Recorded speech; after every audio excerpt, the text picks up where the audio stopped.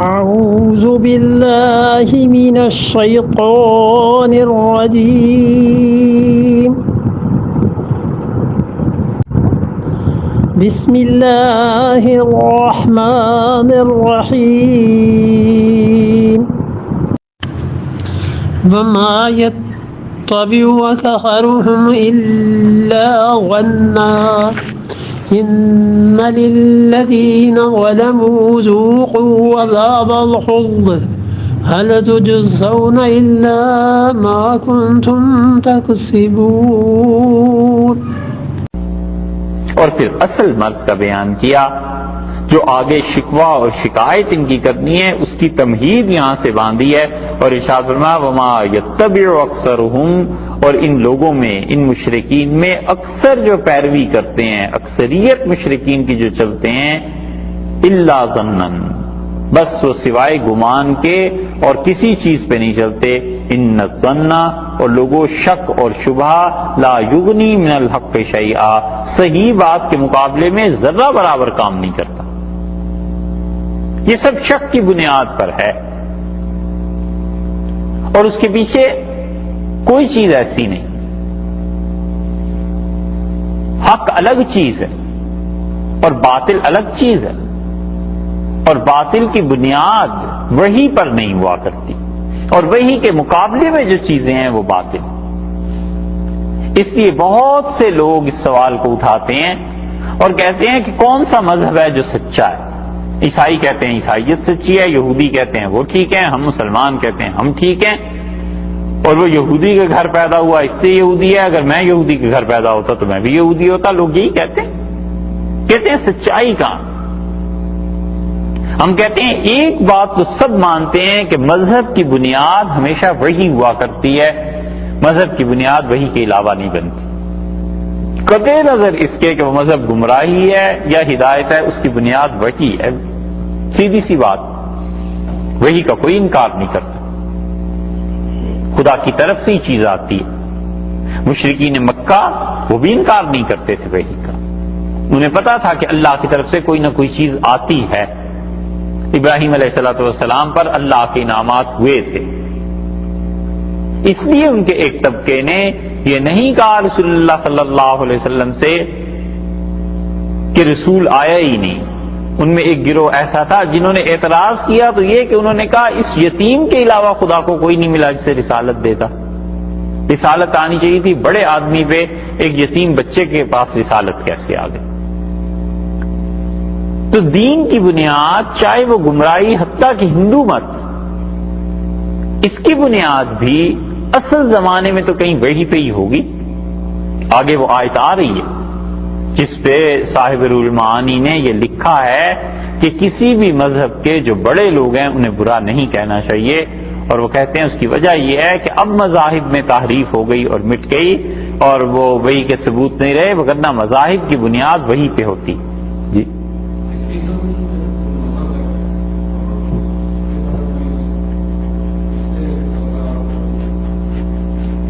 Sikhism جو ہے وہ مرکب تھا نا، ہندوؤں کی چیزوں سے بھی مسلمانوں کی چیزوں سے بھی. وہ از خود کوئی نیا مذہب نہیں تھا. یہ الگ بات ہے اس میں ہندو مت کا غلبہ زیادہ ہوا یا اسلام کا غلبہ تھا یا وہ درمیان میں تھے، کچھ بھی تھا، لیکن جن مذاہب سے وہ تیسرے مذہب نے جنم لیا ان کی بنیاد بھی وہی تھی. تو جب وہی بنیاد ہے تو یہ دیکھ لیا جائے کہ وہی محفوظ کہاں ہے. بس سیدھی سی بات. تورات محفوظ ہے، انجیل محفوظ ہے، زبور محفوظ ہے یا قرآن محفوظ ہے. لیٹسٹ ایڈیشن جس کو کہنا چاہیے، آخری مرتبہ وہی کہاں آئی ہے اور اللہ کی طرف سے رہنمائی کہاں دی گئی. اسی لیے اللہ نے فرمایا ہے کہ جتنے کام ہیں ان کے یہ جو شرک کرتے ہیں یہ سب کے سب اپنے گمان کی پیروی کر رہے ہیں. وَإِنَّ الظَّنَّ لَا يُغْنِي مِنَ الْحَقِّ شَيْئًا، اور یاد رکھو یہ جو گمان ہے، یہ جو خیالات ہیں، یہ کوئی حیثیت نہیں رکھتے ہیں سچائی کے سامنے، صحیح بات کے سامنے. شک کام نہیں کرتا. کیا گمان ہے جس کو اللہ نے باطل قرار دیا ہے؟ یہ گمان ہے کہ ہمارے معبود ہماری مدد کرتے ہیں. کوئی پوچھے کہ تمہارے پاس دلیل کیا ہے اس مدد کی؟ اللہ نے جو دلائل دی ہیں تم بتاؤ، اس کا رد کیا ہے؟ یہ گمان ہے کہ خواب میں دیکھ لیا، یہ گمان ہے کہ اس بت کے اندر سے آوازیں آتی ہیں، یہ گمان ہے کہ ہم اللہ کے بڑے مقرب اور چہیتے ہیں، لہذا ہم جو بھی دین اپنا لیں گے خدا اس کی وجہ سے درگزر کر دے گا۔ ایسا ہی گمان یہودیوں کا تھا، اور اللہ نے ان کی مذمت کی ہے، اور اللہ نے فرمایا جی بھر کے میری نافرمانیاں کرتے ہیں اور پھر کہتے ہیں سیغفر لنا، ہم تو بخش دیے جائیں گے۔ یہ سب خیالات ہیں، اور ان کے مقابلے میں جو حقیقت ہے اس کی طرف نظر نہیں کرتے۔ اور یہ ہو جایا کرتا ہے جتنے بھی بڑے بڑے لوگ ہوتے ہیں نا، خاص طور پہ اس امت میں اللہ کا قرب جن لوگوں کو حاصل تھا، ان میں سے بہت سو کی اولادیں بس اسی زوم میں ماری جاتی ہیں کہ ہمارے والد ایسے تھے، دادا ایسے تھے، پردادا ایسے تھے، ایسا خدا کے ساتھ تعلق تھا، اور خود کچھ نہیں کرتے، خود سارے جہان میں اللہ کی نافرمانی کریں اور حقائق کو جھٹلائیں، اس پہ خدا کی کوئی گرفت نہیں ہوگی۔ یہ زوم ہے، اور یہ پتہ اس وقت چلتا ہے جب انسان مرنے کے قریب پہنچتا ہے یا موت آتی ہے، پھر پتہ چلتا ہے کہ اللہ کی نافرمانیوں کے مقابلے میں اپنے مشائخ کی نسبت میں کوئی کام نہیں تھی۔ اللہ نے فرمایا ہے ظن اور گمان سچائی کے مقابلے میں کچھ نہیں۔ اور اسی پہ فقہا نے اس آیت کریمہ پہ بہت سی چیزوں کی بنیاد رکھی ہے، اور وہ کہتے ہیں نص کے مقابلے میں کوئی چیز ثابت نہیں ہے، یعنی وہ چیز، وہ حکم جو کتاب و سنت میں واضح طور پر آ گیا ہے، اس کے مقابلے میں اجتہاد فقہا کا نہیں چلے گا۔ مثلا اللہ تعالی نے بتایا ہے کہ نمازیں 5 فرض ہیں، حدیث میں آ گیا ہے رسول اللہ صلی اللہ علیہ وسلم نے 5 نمازوں کا ارشاد فرمایا۔ اب اس کے مقابلے میں کوئی آدمی اگر یہ کہے کہ اجتہاد سے 3 نمازیں ہو جاتی ہیں تو غلط بات ہے، نص کے مقابلے میں اجتہاد کوئی کام نہیں دیتا۔ اسی طرح اللہ کی توحید ہے، اس کی مستحکم ٹھوس بنیاد ہے، وحی ہے، قرآن پاک خود ہے، اور رسول اللہ صلی اللہ علیہ وسلم کی ہستی ہے، یہ سب دلائل ہیں، اور ان کے مقابلے میں مشرکین کے پاس کوئی دلیل نہیں تھی، اور جو دلائل وہ دیتے تھے مغالطے تھے سراسر۔ ایک ہے بات کا بنانا اور ایک ہے بات کا معقول ہونا۔ بات کے بنانے پر اگر چلے جائیں تو پھر دنیا میں کوئی گمراہی ایسی نہیں ہے جس کے لیے لوگوں نے بات نہ بنا لی۔ شیطان نے بھی بنا لی، اس نے کہا میں آدم علیہ السلام کو کیوں سجدہ کروں؟ اس لیے کہ میں تو پیدا ہوا ہوں آگ سے اور یہ مٹی سے، اور آگ مٹی سے افضل ہے، لہذا آگ کے سامنے مٹی کو جھکنا چاہیے، مٹی کو آگ کے سامنے نہیں جھکنا چاہیے۔ دلیل بن گئی۔ مشرکین مکہ بھی ایسے ہی کرتے تھے، رسول اللہ صلی اللہ علیہ وسلم کے مقابلے میں ایسی ہی ٹامک ٹوئیاں ہوتی تھی، کہتے تھے عجیب بات ہے، ہم جس جانور کو ماریں اور ذبح کریں وہ جائز، اور جس کو اللہ مار دے وہ ناجائز۔ یہ دلیل تھی نا۔ کہتے تھے مردے کو تم حرام کہتے ہو، مردار جانور کو، یہ مردار جانور کا کیا قصور ہے، ہم ذبح کر دیں تو جائز، اور اللہ مار دے، اللہ موت بھیج دے تو ناجائز، یہ کیوں؟ یہ اسی طرح کی مغالطیں اب تک بھی چلے آتے ہیں۔ تو بڑی سے بڑی گمراہی بھی ان کے پاس کوئی بات ہوتی ہے، لیکن سوچنے کی بات یہ ہے کہ سچائی کے مقابلے میں وہ کیا چیز ہے۔ اللہ تعالی نے پانی کے متعلق فرما دیا کہ لِيُطَهِّرَكُمْ بِهِ، اللہ پانی کے ذریعے تمہیں پاک کرتا ہے۔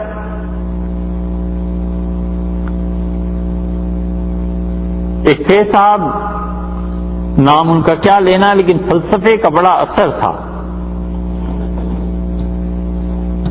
بہت قدیم زمانے میں، 2 صدی بلکہ اس سے بھی پہلے، انہوں نے ایک فقیہ سے پوچھا کہ اگر کوئی چیز ناپاک ہو جائے تو اسے پاک کیسے کیا جائے؟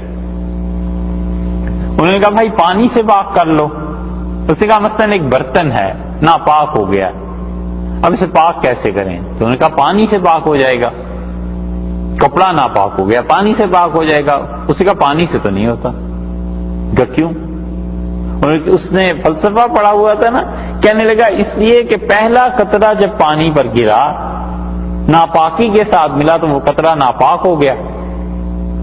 اب پانی کا دوسرا قطرہ، تیسرا قطرہ، وہ تسلسل سے جو پانی گرتا جا رہا ہے وہ تو ناپاک ہی ہوتا جا رہا ہے، کپڑا تو پاک ہوا نہیں. آپ جب پانی کو مثلاً آپ کسی برتن سے ڈال رہے ہیں تو آپ نے ہٹا دیا اور کپڑا تو بھی ناپاک ہے، پھر پانی ڈالنا شروع کیا تو پھر وہ ناپاک ہو جائے گا. تو یہ ناپاکی کے پاک ہونے کا تصور یہ ہے ہی نہیں.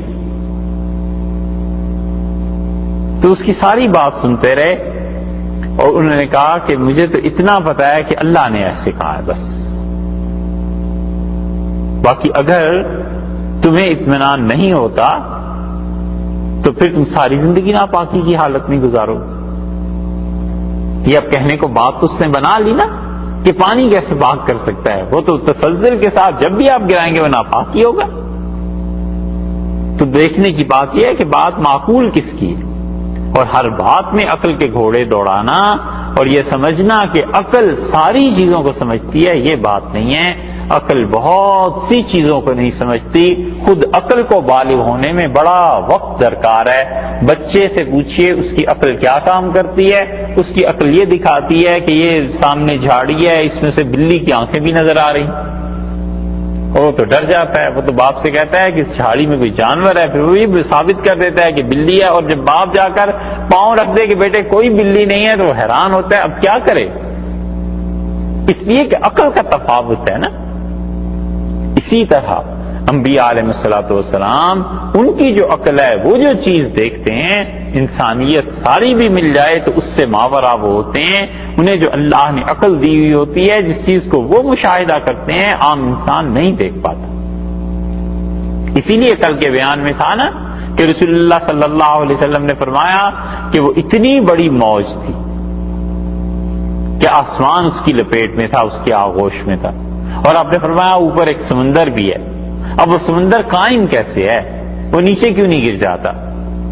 یہ سب چیزیں سوچنے کی ہیں، اور ہمارے زمانے میں اس کا سمجھنا آسان ہو گیا ہے. اس لیے آسان ہو گیا ہے کہ خود زمین بھی تو ہوا میں ہی ہے، یہ کیوں نہیں نیچے گر جاتی؟ اللہ نے ایک نظام اس کا باندھ کے رکھا ہوا ہے. اور زیادہ آسان اس اعتبار سے بھی ہو گیا ہے کہ اب جب سے یہ نئی چیزیں شروع ہوئی ہیں، گلیکسیز لوگ دیکھ رہے ہیں، کتنے سیارے ہیں، کہاں سے چلتے ہیں، ابھی تو اس دنیا کی جو گلیکسیز ہیں اسی سے نہیں نکلے، باقی کائنات میں کیا کچھ ہے یہ تو پتہ نہیں کب کھلے گا. اللہ تعالیٰ نے فرمایا ہے ان سے کہیے کہ جو حقیقت ہے حق کے مقابلے میں شک کوئی چیز نہیں ہے، اور حق کی بنیاد یہ وحی ہے، قرآن ہے. ان اللہ علیم بما یفعلون، اور بلا شبہ اللہ تعالیٰ پورا علم رکھتا ہے ان کاموں کا جو لوگ کرتے ہیں. جتنے کام کر رہے ہیں، شرک کے، کفر کے، خدا کی نافرمانی کے، اللہ کو ساری چیزوں کا علم ہے، ان کے افعال کا. اب جب یہ بات فرما دی تو چونکہ بات آ گئی تھی حق کی کہ حق اور سچائی کے مقابلے میں جھوٹ کوئی حیثیت نہیں رکھتا، تو سوال یہ پیدا ہوتا ہے کہ سچائی کہاں ہے؟ اللہ نے اگلی آیت میں بتا دیا سچائی کہاں ہے.